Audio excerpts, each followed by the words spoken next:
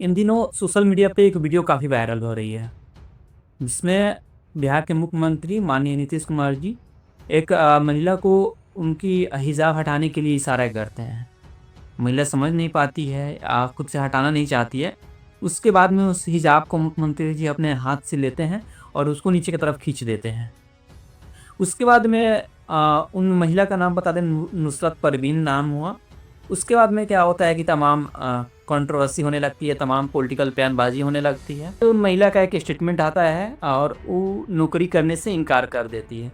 जिस बिहार में सरकारी नौकरी के लिए बच्चे पूरा मतलब अपना जीवन त्यागने को तैयार रहते हैं, उस बिहार में वह लड़की जो इतना परिश्रम करके उस नौकरी को पाई थी किसी तरीका से, अब वो नौकरी करने से इनकार कर दी है। नमस्कार, मेरा नाम विशाल हुआ और आप न्यूज़ डायरी देखना शुरू कर दिए। हमारे साथ पूर्व आईपीएस अमिताभ दास सर हैं, उनसे बात करेंगे और जानने की कोशिश करेंगे कि ये जो हुआ है उन पे इनका क्या स्टेटमेंट है सर का, और क्या बिहार की सरकार को सजेशन सर देना चाहेंगे। सर, सबसे पहले मेरे चैनल का आपका स्वागत है। जी, बहुत धन्यवाद। थैंक यू आप। तो सर, आप भी इस वीडियो से वाकिफ़ होंगे, क्या चल रहा है बिहार में? देखिए, जो हुआ है ये पलटू राम ने बहुत ही शर्मनाक काम किया है और कायदे से इसमें बिहार के मुख्यमंत्री की तुरंत गिरफ्तारी होनी चाहिए। देखिए, 2-3 दिन पहले का मामला है। पटना में मुख्यमंत्री आवास था एक अणे मार्ग में। वहाँ एक सरकारी कार्यक्रम चल रहा था और उसमें पलटू राम के कर कमलों से नियुक्ति पत्र बांटे जा रहे थे आयुष डॉक्टरों को। आयुष डॉक्टर उनको कहते हैं जो एलोपैथी के अलावे जो डॉक्टर रखते हैं, जैसे होम्योपैथी वाले, आयुर्वेद वाले, यूनानी वाले। तो एक लड़की उसमें गई लेने के लिए नियुक्ति पत्र, जिसका नाम था नुसरत परवीन। उसने अपने चेहरे पर हिजाब लगा रखा था।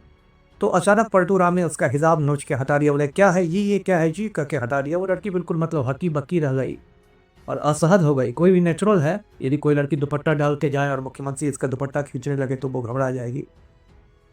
उसके बाद जब ये वीडियो वायरल हुआ सोशल मीडिया पर, तो मतलब पूरे हिंदुस्तान में और हिंदुस्तान के बाहर भी इस पर मैं एकदम मतलब हंगामा मच गया और बहुत ज़्यादा पलटू राम की इस पर फजीहत हुई है। बहुत उनको मतलब गालियाँ सुनने को मिली है।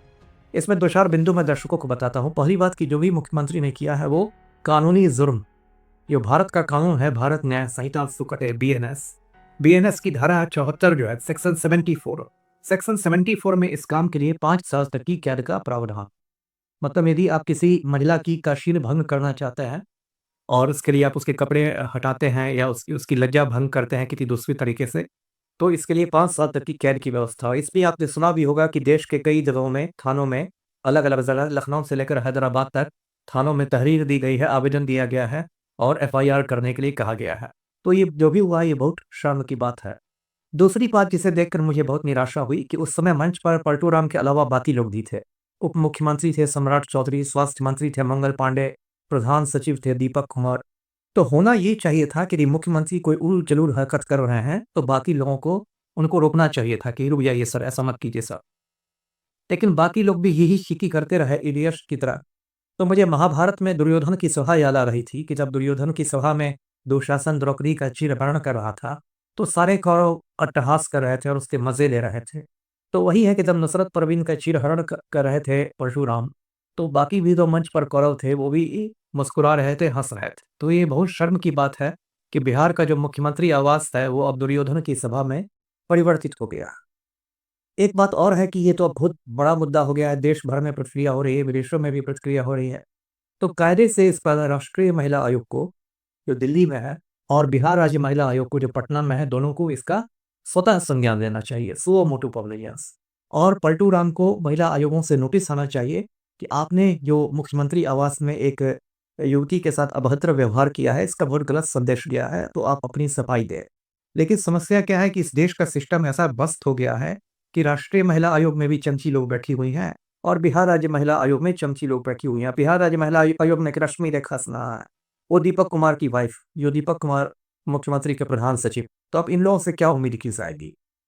तो यही कहना। और इस पूरी घटना का सबसे दुखद जो पहलू ये है कि जो लड़की है, जिसकी कोई गलती नहीं है, बेगुनाह लड़की है, नुसरत परवीन, उसने बिहार छोड़ दिया है, वो कलकत्ता चली गई है और उसने कहा है कि मैं नौकरी नहीं करूंगी। तब कितने दुर्भाग्य की बात है कि एक होनहार लड़की, जिसने मतलब डॉक्टरी की पढ़ाई की थी और जिसका ख्वाब होगा सरकारी सेवा में आना, उसको बिहार छोड़ना पड़ा एक लंपट मुख्यमंत्री की वजह से। तो ये तो बहुत बिहार के लिए शर्म की बात है। बिहार की छवि ऐसे भी काफ़ी नेगेटिव है और इसमें मुख्यमंत्री ने तड़का लगा दिया है।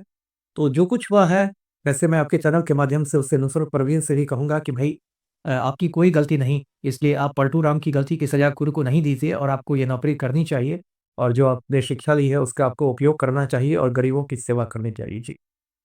उनके परिवार का कहना है कि गलती किसी और की थी और सज़ा मेरी बेटी को मिल गई।